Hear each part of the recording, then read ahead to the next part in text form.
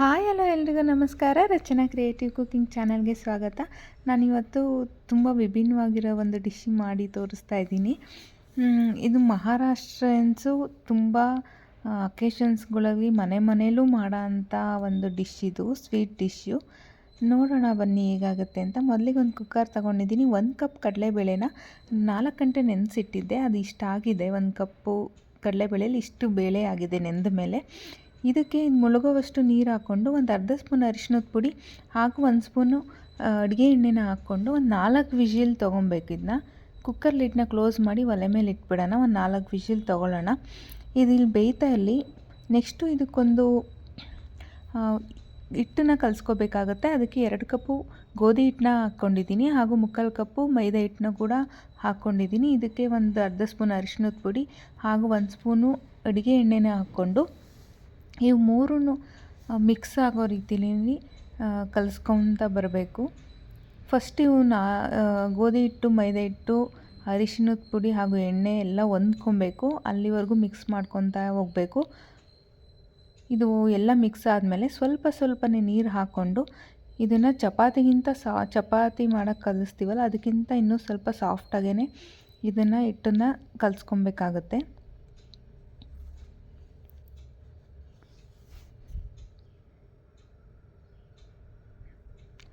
ನೋಡಿ ಈ ಥರ.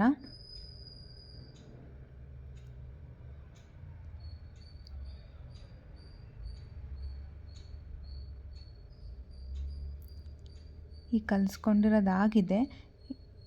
ಹಾಗೆ ಶೆಲ್ಫ್ ಮೇಲೇ ನಾನು ಇದನ್ನು ಎಲ್ಲ ಕ್ಲೀನ್ ಮಾಡಿಕೊಂಡು ಈ ಹಿಟ್ಟನ್ನು ಹಾಕ್ಕೊಂಡು ಚೆನ್ನಾಗಿ ಒಂದು 10 ನಿಮಿಷ ನಾದ್ಕೊತೀನಿ. ನಾವು ಎಷ್ಟು ಚೆನ್ನಾಗಿ ಈಗ ನಾದ್ಕೊತೀವೋ ಅಷ್ಟು ಚೆನ್ನಾಗಿ ಅದು ಪೂರನ್ ಪೋಳಿ ಅನ್ನೋದು ಬರುತ್ತೆ. ಚೆನ್ನಾಗಿ ಉಜ್ಜಿ ನಾದ್ಕೊಬೇಕಾಗತ್ತೆ. ನಾನಿಲ್ಲಿ ಫಾಸ್ಟ್ ಫಾರ್ವರ್ಡ್ ಮಾಡಿದ್ದೀನಿ, ವಿಡಿಯೋ ತುಂಬ ಲೆಂತ್ ಆಗುತ್ತೆ ಅಂತ ಹೇಳಿ. ನೋಡಿ ಈ ಥರ. ಈಗ ಆಗಿದೆ, ಒಂದು ಉಂಡೆ ಥರ ಮಾಡ್ಕೊಂಡಿದ್ದೀನಿ. ಈಗ ಒಂದು ಬೌಲ್ಗೆ ಹಾಕ್ಕೊಂಡು ಸ್ವಲ್ಪ ಎಣ್ಣೆ ಹಾಕ್ಕೊಳ್ಳೋಣ. ನೋಡಿ ಬೆರಳು ಹಿಂಗೆ ಮುಟ್ಟಿದ್ರೇ ಒಳಗೋಗುತ್ತೆ, ಅಷ್ಟು ಸಾಫ್ಟಾಗಿ ನಾದ್ಕೊಂಡಿದ್ದೀನಿ. ಈಗೆಲ್ಲ ನೀಟಾಗಿ ಎಣ್ಣೆ ಸ್ವಲ್ಪ ಹಚ್ಬಿಟ್ಟು ಹಾಗೆ ಬೌಲ್ಗೂ ಕೂಡ ಎಣ್ಣೆ ಸುತ್ತಲೂ ಹಾಕ್ಕೊಂಬಿಟ್ಟು ಮುಚ್ಚಿಟ್ಬಿಡೋಣ ಒಂದು ಸೈಡಿಗೆ. ಇದು 2 ಗಂಟೆ ನೆನೆಯಬೇಕು.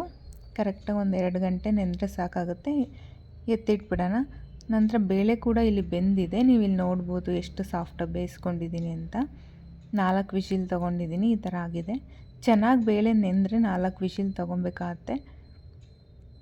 ನಾನಿಲ್ಲಿ ಕಡಲೆಬೇಳೆನ ಬಳಸಿರೋದು, ತೊಗರಿಬೇಳೆ ಅಲ್ಲ. ಈಗ ಬೇಳೆ ಮತ್ತು ನೀರು ಸಪ್ರೇಟ್ ಮಾಡ್ಕೊಳ್ಳೋಣ. ಈ ಬೇಳೆ ಕಟ್ಟಿದೆಯಲ್ಲ, ಇದರಲ್ಲೊಂದು ಸಾಂಬಾರು ಮಾಡ್ಕೊತೀವಿ, ಅದಕ್ಕೆ ಸಪ್ರೇಟ್ ಎತ್ತಿಟ್ಕೊಂಡ್ಬಿಡಬೇಕು. ಅದೇ ಕುಕ್ಕರ್ಗೆ ಬೇಳೆನ ಹಾಕ್ಕೊಂಡು ಈಗ ಒಲೆ ಮೇಲೆ ಕಡಿಮೆ ಉರಿನಲ್ಲಿ ಇದನ್ನೆಲ್ಲನೂ ಮತ್ತೆ ಬೇಯಿಸ್ಕೊತಾ ಇದ್ದೀನಿ. ಎಲ್ಲ ಹಂಗೆ ಸ್ಪೂನ್ ಸಹಾಯದಿಂದ ಎಲ್ಲ ಮ್ಯಾಶ್ ಮಾಡ್ಕೊತಾ ಇದ್ದೀನಿ. ಇದು ಕೂಡ ಅಷ್ಟೇ, ಒಂದು 8 ನಿಮಿಷ ತಗೊಳುತ್ತೆ.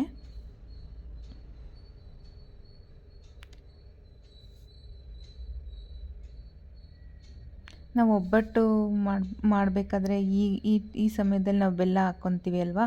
ನಾನಿಲ್ಲಿ ಬೆಲ್ಲನ ಹಾಕ್ಕೊತಾ ಇಲ್ಲ. ಇದಕ್ಕೆ ನಾನು ಸಪ್ರೇಟಾಗಿ ಕಾಯಿ ಹಾಲು ಮಾಡ್ಕೊತೀನಿ ಲಾಸ್ಟಲ್ಲಿ. ನೋಡಿ ಎಷ್ಟು ಚೆನ್ನಾಗಿ ರೆಡಿಯಾಗಿದೆ. ಇವಾಗ ಇದಕ್ಕೆ ಒಂದು 1/4 ಸ್ಪೂನಷ್ಟು ಏಲಕ್ಕಿ ಪುಡಿ ಹಾಕ್ಕೊಂಡಿದ್ದೀನಿ ಹಾಗೂ ಜಾಕಾಯಿನ ತುರಿದ್ಬಿಟ್ಟು ಹಾಕ್ಕೊತಾ ಇದ್ದೀನಿ. ಸ್ವಲ್ಪ ಜಾಕಾಯಿನ, ನಟ್ಮೆಗ್ ಅಂತಾರಲ್ಲ ಇಂಗ್ಲೀಷಲ್ಲಿ, ಅದು ಫ್ಲೇವರ್ ತುಂಬ ಚೆನ್ನಾಗಿ ಕೊಡುತ್ತೆ. ನಾವು ಒಬ್ಬಟ್ಟು ಮಾಡಬೇಕಲ್ಲೂ ಅಷ್ಟೇ ಇದನ್ನ ಹಾಕ್ಕೊಂಡ್ರೆ ಚೆನ್ನಾಗಿರುತ್ತೆ.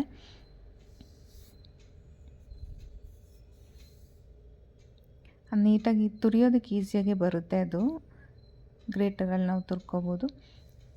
ಈಗ ಇದು ಕೂಡ ನಾನು ಬೇಯಿಸ್ಕೊಂಡಿದ್ದೀನಿ. ಒಂದು 2 ಸ್ಪೂನ್ ಕಟ್ಟಿಗೆನೇ ಬೇಳೆನೂ ಸಹ ಹೂರ್ಣನ ತೆಗೆದಿಕ್ಕೊತಾ ಇದ್ದೀನಿ. ಇದು ಸಾಂಬಾರಿಗೆ ತಿಕ್ನೆಸ್ ಕೊಡುತ್ತೆ ಅಂತ. ಹಾಗೆ ಒಂದು ಬಿಸಿ ಹೂರ್ಣನ ಒಂದು ಜಲ್ಡಿಗೆ ಹಾಕ್ಕೊಂಬಿಟ್ಟು ಇದನ್ನೂ ಸಹ ಅಷ್ಟೇ ಒಂದು ಸ್ಪೂನ್ ಸಹಾಯದಿಂದ ಎಲ್ಲ ಜಲ್ಡಿ ಮಾಡ್ಕೊತಾ ಬರಬೇಕು. ಇದು ಸ್ವಲ್ಪ ಡಬಲ್ ಪ್ರೊಸೀಜರೇನೆ, ಬಟ್ ಇದು ಮಾಡೋದ್ರಿಂದ ಯಾವುದೇ ಥರ ಕ್ರ್ಯಾಕ್ ಬರೋದಾಗಲಿ, ಪೂರಣ ಪೋಳಿ ಅಥವಾ ಸ್ಟಫಿಂಗ್ ಬಿಟ್ಕೊಳೋದಾಗಲಿ ಆಗಲ್ಲ. ಅದಕ್ಕೋಸ್ಕರ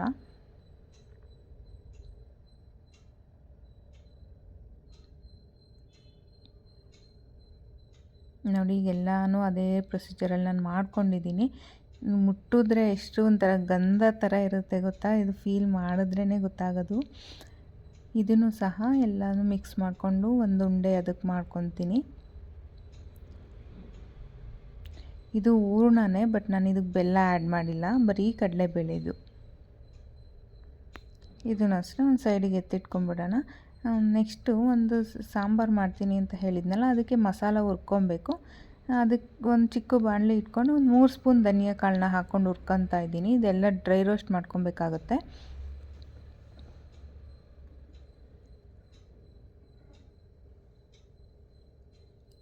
ಆಗಿದೆ, ಪಕ್ಕಕ್ಕೆ ಎತ್ತಿಟ್ಕೊಂಡ್ಬಿಡೋಣ. ಹಾಗೆ 1 ಸ್ಪೂನು ಕಾಳುಮೆಣಸು, 2 ಏಲಕ್ಕಿ, 3 ಲವಂಗ, ಹಾಗೆ 1 ಕಾಡು ಏಲಕ್ಕಿ, 1 ಇಂಚು ಚಕ್ಕೆನ ಸಣ್ಣದಾಗಿ ಕಟ್ ಮಾಡಿ ಹಾಕ್ಕೊಂಡಿದ್ದೀನಿ.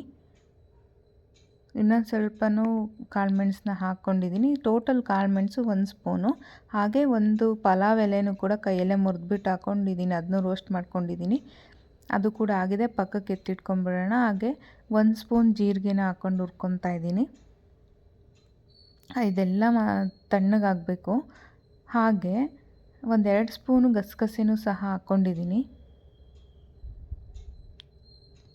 ಅದೆಲ್ಲ ತಣ್ಣಗಾಗಿ ಬಿಟ್ಬಿಡೋಣ. ನೆಕ್ಸ್ಟ್ ಇಲ್ಲಿ ಇನ್ನೊಂದು ದೊಡ್ಡ ಬಾಣಲೆ ತೊಗೊಂಡಿನಿ ಈರುಳ್ಳಿ ಫ್ರೈ ಮಾಡ್ಕೊಬೇಕು. ಅದಕ್ಕೋಸ್ಕರ 1-2 ಮೀಡಿಯಮ್ ಸೈಜ್ ಈರುಳ್ಳಿನ ಸ್ಲೈಸ್ ಮಾಡಿ ಹಾಕ್ಕೊಂಡಿದ್ದೀನಿ. ಹಾಗೆ ಸ್ವಲ್ಪ ಎಣ್ಣೆ ಕೂಡ ಹಾಕ್ಕೊಂಡು ಚೆನ್ನಾಗಿ ಬ್ರೌನ್ ಆಗಬೇಕು, ಅಲ್ಲಿವರೆಗೂ ಹುರ್ಕೊಬೇಕಾಗುತ್ತೆ.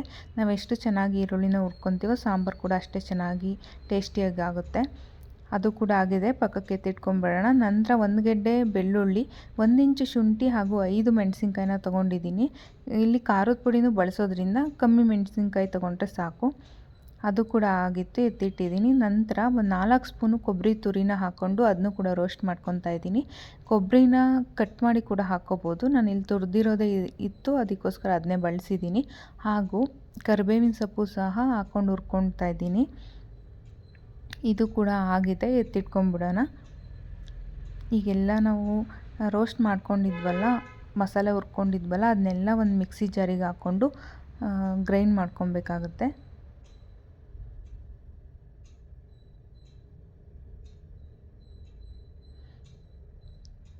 ಇದಕ್ಕೇ ಒಂದು ಅರ್ಧ ಹಿಡಿ ಕೊತ್ತಂಬರಿ ಸೊಪ್ಪು ಕೂಡ ಸೇರಿಸ್ಕೊಂಡಿದ್ದೀನಿ. ಹಾಗೆ ಇದೆಲ್ಲ ಗ್ರೈಂಡ್ ಆಗೋಷ್ಟು ನೀರು ಹಾಕ್ಕೊಂಡು ಸ್ವಲ್ಪನೇ ನೀರು ಹಾಕ್ಕೊಂಡು ತುಂಬ ನುಣ್ಣಗೆ ರುಬ್ಕೊಬೇಕಾಗುತ್ತೆ. ಇದನ್ನ ಈಗ ರುಬ್ಬಿರೋದು ಕೂಡ ರೆಡಿಯಾಗಿದೆ. ಈಗ ಒಂದು ಸೈಡಲ್ಲಿ ಇಟ್ಬಿಟ್ಟು ಈಗ ಸಾಂಬಾರಿಗೆ ಒಗ್ಗರಣೆ ಹಾಕ್ಕೊಳ್ಳೋಣ. ಇದು ಒಂದು ಬಾಣಲೆ ಇಟ್ಕೊಂಡಿದ್ದೀನಿ. ಅದಕ್ಕೆ ಒಂದು 3-4 ಸ್ಪೂನು ಎಣ್ಣೆ ಹಾಕ್ಕೊಂಡು ಅದಕ್ಕೆ ಸಾಸಿವೆ ಮತ್ತು ಜೀರಿಗೆ ಒಂದು ಅರ್ಧ ಸ್ಪೂನ್ ಹಾಕ್ಕೊಂಡಿದ್ದೀನಿ. ಇದು ಎಲ್ಲ ಸಿಡಿದ ಮೇಲೆ ಇದಕ್ಕೇ ಕರಿಬೇವಿನ ಸೊಪ್ಪು ಕೂಡ ಹಾಕ್ಕೊತೀನಿ. ಸ್ವಲ್ಪ ಜಾಸ್ತಿನೇ ಇಲ್ಲಿ ಹಾಕ್ಕೊಂಡಿದ್ದೀನಿ, ಫ್ಲೇವರ್ ಚೆನ್ನಾಗಿರುತ್ತೆ ಅಂತ ಹೇಳಿಬಿಟ್ಟು. ಇದು ಸಿಡಿತಾ ಬಂದಿದೆ. ಇದಕ್ಕೆ 1 ಸ್ಪೂನು ಅಚ್ಕಾರದ ಪುಡಿ ಹಾಗೂ 1 spoon Kashmiri red chilli powder ಸಹ ಹಾಕ್ಕೊಂಡಿದ್ದೀನಿ. ಇದು ಎಣ್ಣೆಗೆ ಹಾಕ್ಕೊಂಡಿದ್ದ ಕೂಡಲೇ ನಾವು ರುಬ್ಬಿಟ್ಕೊಂಡಿರೋ ಅಂಥ ಖಾರನೂ ಸಹ ಸೇರಿಸ್ಕೊಂಡ್ಬಿಡ್ಬೇಕು, ಇಲ್ಲಾಂದರೆ ಖಾರದ ಪುಡಿ ಬೇಗ ಸೀದೋಗ್ಬಿಡುತ್ತೆ. ಈ ಖಾರ ಎಲ್ಲ ಹಾಕ್ಕೊಂಡಿದ್ದೀವಲ್ಲ, ಇದು ಹಸಿ ಸ್ಮೆಲ್ಲೆಲ್ಲ ಹೋಗೋವರೆಗೂ ಚೆನ್ನಾಗಿ ಹುರ್ಕೊಬೇಕಾಗುತ್ತೆ. ಈಗ ಮಿಕ್ಸಿನಲ್ಲಿ ಉಳಿದಿರೋ ಅಂಥ ಖಾರನೂ ಕೂಡ ಹಾಕ್ಕೊಂಡಿದ್ದೀನಿ.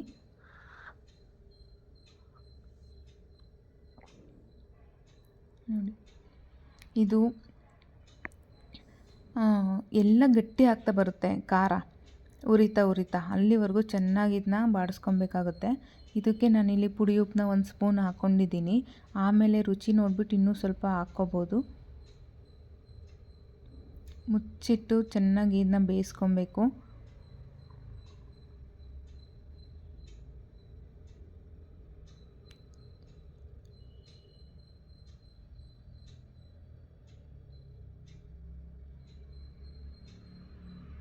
ಇದು ಉರಿತಾ ಇದ್ದರೆ ಸ್ಮೆಲ್ ಕೂಡ ಅಷ್ಟೇ ಚೆನ್ನಾಗಿ ಬರ್ತಾ ಇರುತ್ತೆ.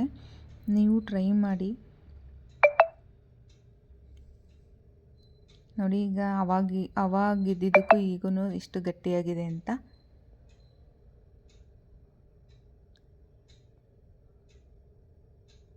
ಒಂದು ಸ್ವಲ್ಪ ಗಟ್ಟಿ ಆಗಬೇಕು, ಅಲ್ಲಿವರೆಗೂ ಚೆನ್ನಾಗಿ ಹುರ್ಕೊಬೇಕು. ಈಗ ಆಗಿದೆ. ಇದಕ್ಕೆ ನಾವು ಬೇಳೆ ಕಟ್ಟನ್ನು ಸಹ ಸೇರಿಸ್ಕೊಂಬಿಡೋಣ. ಇದನ್ನು ಎಲ್ಲ ಮಿಕ್ಸ್ ಮಾಡ್ಕೊಳ್ಳೋಣ.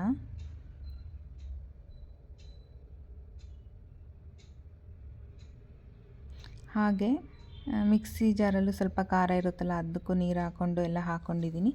ಈಗ ನಾವು ಎಷ್ಟು ಸಾಂಬಾರು ಕನ್ಸಿಸ್ಟೆನ್ಸಿ ಬೇಕು ನಮಗೆ ಅಷ್ಟು ನೋಡಿಬಿಟ್ಟು ನೀರು ಹಾಕ್ಕೊಂಡು ಅಡ್ಜಸ್ಟ್ ಮಾಡ್ಕೊಳ್ಳೋಣ.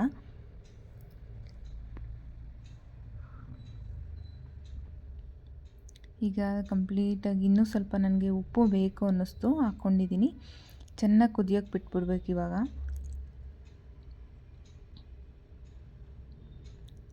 ಸಾಂಬಾರು ಕೂಡ ಕುದೀತಾ ಬಂತು. ಇನ್ನೂ ಸ್ವಲ್ಪ ಉಪ್ಪನ್ನು ಹಾಕ್ಕೊಂಡಿದ್ದೀನಿ ನಾನಿವಾಗ.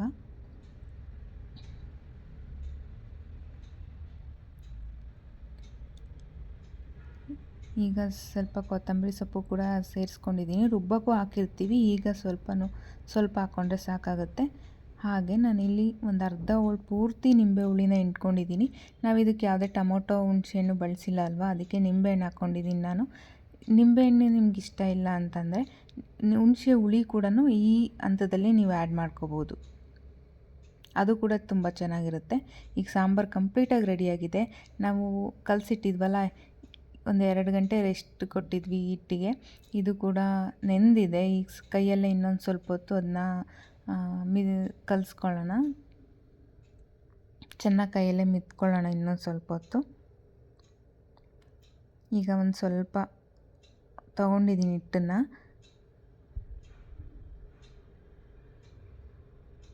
ಅಕ್ಕಿ ಹಿಟ್ಟನ್ನ ತೊಗೊಂಡಿದ್ದೀನಿ ಒಸ್ಕೊಳೋದಕ್ಕೆ. ಹಾಗೂ ಹೂರ್ಣ ಅದೂ ರೆಡಿಯಾಗಿದೆ. ಈಗ ಇದೊಂದು ಸ್ವಲ್ಪ ಕೈಯಲ್ಲೇ ನಾವು ಒಂದು ಸ್ವಲ್ಪ ಅಗಲ ಮಾಡ್ಕೊಂಬಿಟ್ಟು ಆ ಹೂರಣನ ಮಧ್ಯಕ್ಕಿಟ್ಟು ಸೈಡಿಂದ ಎಲ್ಲ ಅದು ಹಿಟ್ಟನ್ನು ಮುಚ್ಕೊತ ಬರಬೇಕು. ನಾವು ಹೋಳಿಗೆ ಮಾಡ್ತೀವಲ್ಲ ಅದೇ ಥರ. ಈಗ ನೋಡಿ ಅದು ಕಂಪ್ಲೀಟಾಗಿ ಮುಚ್ಕೊತ ಬಂದ. ನನಗಿಷ್ಟು ಹೆಚ್ಚಾಗಿದೆ, ಅದನ್ನು ತೆಗ್ದಾಕ್ಬಿಟ್ಟು ನೀಟಾಗಿ ಅದು ಕವರಪ್ ಮಾಡಿಬಿಡಬೇಕು, ಎಲ್ಲೂ ಕ್ರ್ಯಾಕ್ಸ್ ಇರಬಾರ್ದು. ಈಗ ಸ್ಟಫಿಂಗ್ ಒಳಗಡೆ ಇದೆ ಅಲ್ವಾ, ನಾವು ಕೈಯಲ್ಲೇ ಒಂದು ರೌಂಡ್ ಈ ಥರ ತಟ್ಕೊಂಬಿಟ್ಟು ನಾವು ಹಸ್ಯಕ್ಕೆ ಶುರು ಮಾಡ್ಕೊಬೋದು. ಒಂಚೂರು ನಮಗೆಲ್ಲೂ ಸ್ಟಫಿಂಗ್ ಹೊರಗಡೆ ಬರೋದಾಗಲಿ ಕಿತ್ತೋಗೋದಾಗಲಿ ಆಗಲ್ಲ. ನೀವು ಇಲ್ಲಿ ನೋಡ್ಬೋದು, ಎಷ್ಟು ತೆಳ್ಳಗೆ ಬೇಕಾದ್ರೂ ನಾವು ಇದು ಮಾಡ್ಕೋಬೋದು.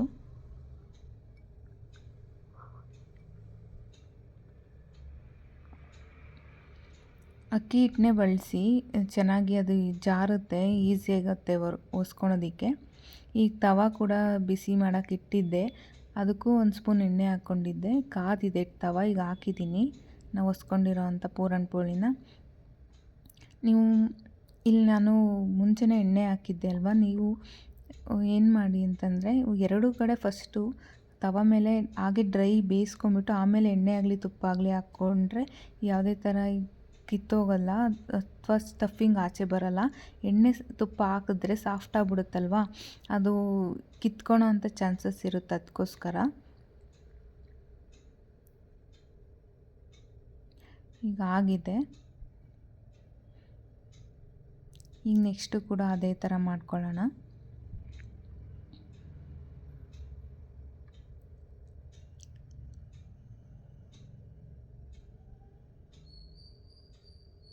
ಹೂರ್ಣನೂ ಅಷ್ಟೇ, ನಾವು ಇದು ಹಿಟ್ಟು ಗೋಧಿ ಹಿಟ್ಟನ್ನ ಎಷ್ಟು ತೊಗೊಂಡಿರ್ತೀವೋ ಅಷ್ಟೇ ತೊಗೊಳಕ್ಕೆ ಹೋಗ್ಬಾರ್ದು, ಅದಕ್ಕಿಂತ ಕಮ್ಮಿ ತೊಗೊಂಡು ಚೆನ್ನಾಗಿ ಇದನ್ನು ಮುಚ್ಚುತ್ತಾ ಬರಬೇಕು.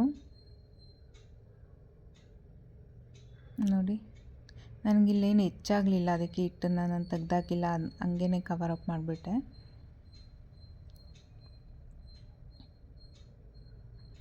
ನಾವು ಎಷ್ಟು ಅಗಲ ಬೇಕಾದ್ರೂ ಮಾಡ್ಕೋಬೋದು. ನಾನಿಲ್ಲಿ ನನ್ನ ತವ ಎಷ್ಟಿದೆಯೋ ಅಷ್ಟು ಮಾಡ್ಕೊತಾ ಇದ್ದೀನಿ. ದೊಡ್ಡ ತವ ಆದರೆ ಇನ್ನೂ ತೆಳ್ಳಗೆ ಚೆನ್ನಾಗಿ ಮಾಡ್ಕೋಬೋದು, ಇನ್ನೂ ದೊಡ್ಡದಾಗಿ.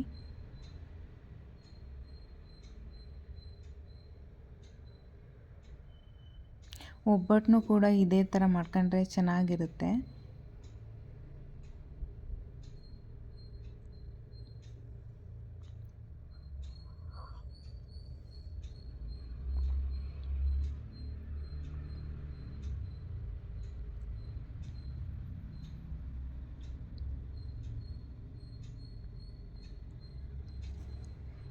ಇದು ಮಹಾರಾಷ್ಟ್ರದಲ್ಲಿ ತುಂಬ ಫೇಮಸ್ಸು. ಪೂರನ್ ಪೋಳಿ ಮತ್ತು ಆಮ್ಟಿ ದಾಲ್ ಅಂತಾರೆ. ಎಲ್ಲ ಫಂಕ್ಷನ್ನು ಅಕೇಶನ್ಸಲ್ಲಿ ಮನೆಯಲ್ಲೂ ಮಾಡೋ ಅಂಥ ಸ್ವೀಟ್ ಡಿಶ್ ಇದು. ಅವ್ರು ಇದಕ್ಕೆ ಬೆಲ್ಲ ಹಾಕ್ಕಂತಾರೆ ನಾವು ಬೇಳೆ ಬೇಯಿಸ್ಕೋಬೇಕಾದ್ರೆ. ಬಟ್ ಇನ್ನು ನಾನಿಲ್ಲಿ ಬೆಲ್ಲ ಹಾಕ್ಕೊಂಡಿಲ್ಲ. ಸಪ್ರೇಟ್ ಇದಕ್ಕೆ ಕಾಯಿ ಬೆಲ್ಲನ ಮಾಡ್ಕೊತೀನಿ, ಅದನ್ನು ತೋರಿಸ್ತೀನಿ. ಈಗ ರೆಡಿಯಾಗಿದೆ. 2 ಪೂರನ್ ಪೋಳಿ ಮಾಡ್ಕೊಂಡಿದ್ದೀನಿ. ಇದಕ್ಕೆ ಮಿಕ್ಸಿ ಜಾರ್ ತೊಗೊಂಡು 1 ಕಪ್ ತೆಂಗಿನಕಾಯಿನ ನೀರು ಹಾಕ್ದಿರ ಗ್ರೈಂಡ್ ಮಾಡ್ಕೊಳ್ಳೋಣ. ಸ್ವಲ್ಪ ಪುಡಿ ಆಗಬೇಕು. ಅದಕ್ಕೇ ಸೇಮ್ ಮೆಜರ್ಮೆಂಟ್ ಕಪ್ಪಲ್ಲೇ 2 ಕಪ್ಪು ಬೆಲ್ಲನ ಕುಟ್ಕೊಂಡು ಪುಡಿ ಮಾಡಿರೋದು, ಅದನ್ನೂ ಸಹ ಹಾಕ್ಕೊಂಡಿದ್ದೀನಿ. 1 ಕಪ್ ತೆಂಗಿನಕಾಯಿ, 2 ಕಪ್ ಬೆಲ್ಲ, ಹಾಗೆ 2 ಏಲಕ್ಕಿನೂ ಸೇರಿಸ್ಕೊಂಡು ಸ್ವಲ್ಪ ನೀರು ಹಾಕ್ಕೊಂಡು ನುಣ್ಣಗೆ ಇದನ್ನು ರುಬ್ಕೊಂಬರೋಣ. ಈ ಕಾಯಲ್ಲಿ ಕೂಡ ರೆಡಿನೇ ಆಗೋಗ್ಬಿಡ್ತು. ಎಲ್ಲನೂ ರೆಡಿಯಾಗಿದೆ. ಒಂದು ಪ್ಲೇಟ್ಗೆ ಎಲ್ಲನೂ ಸರ್ವ್ ಮಾಡ್ಕೊಳ್ಳೋಣ. ಇಲ್ಲಿ 1 ಪೂರನ್ ಪೋಳಿನ ಇಟ್ಕೊಂಡಿದ್ದೀನಿ. 1 ಕಪ್ಪಲ್ಲಿ ನಾನು ಮಾಡಿರೋಂಥ ಕಾಯಲ್ಲಿ ಕೂಡ ಇಟ್ಕೊಂಡಿದ್ದೀನಿ. ಹಾಗೆ ಇಲ್ಲಿ ಸಾಂಬಾರು ಕೂಡ ಒಂದು ಬೌಲ್ಗೆ ಹಾಕ್ಕೊತಾ ಇದ್ದೀನಿ. ನೀವಿಲ್ಲಿ ನೋಡ್ಬೋದು ಎಷ್ಟು ಚೆನ್ನಾಗಿ ಕಾಣಿಸ್ತಾ ಇದೆ ಸಾಂಬಾರು. ಅಷ್ಟೇ ಟೇಸ್ಟಿಯಾಗಿ ಕೂಡ ಇರುತ್ತೆ. ನೀವೆಲ್ಲರೂ ಒಮ್ಮೆ ಟ್ರೈ ಮಾಡಬೇಕು ಇದನ್ನು. ಈಗ ಟೇಸ್ಟ್ ಮಾಡೋಣ ಹೇಗೆ ಬಂದಿದೆ ಅಂತ. ನಾನು ಇದಕ್ಕೆ ತುಪ್ಪ ಹಾಕ್ಕೊತಾ ಇದ್ದೀನಿ. ನಾವು ಬೇಯಿಸ್ಕೋಬೇಕಾದ್ರೂ ತುಪ್ಪ ಹಾಕಿದ್ದೀವಿ, ಮತ್ತು ಇನ್ನೊಂದು ಸ್ವಲ್ಪ ಆ್ಯಡ್ ಮಾಡಿದ್ದೀನಿ ನಾನು ಇವಾಗ.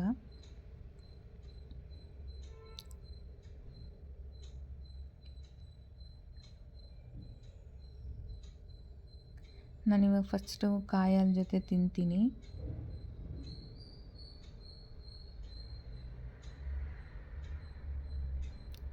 ತುಂಬ ಚೆನ್ನಾಗಿರುತ್ತೆ ಟೇಸ್ಟು. ಈ ಥರ ನೀವು ಸಹ ಒಮ್ಮೆ ಟ್ರೈ ಮಾಡಿ ಹೇಗೆ ಬಂದಿತ್ತು ಅಂತ ಕಮೆಂಟ್ ಮಾಡಿ. ನಾನು ಸಾಂಬಾರು ಜೊತೆ ಕೂಡ ತಿಂದಿದ್ದೀನಿ. ಸಖತ್ತಾಗಿರುತ್ತೆ. Thank you.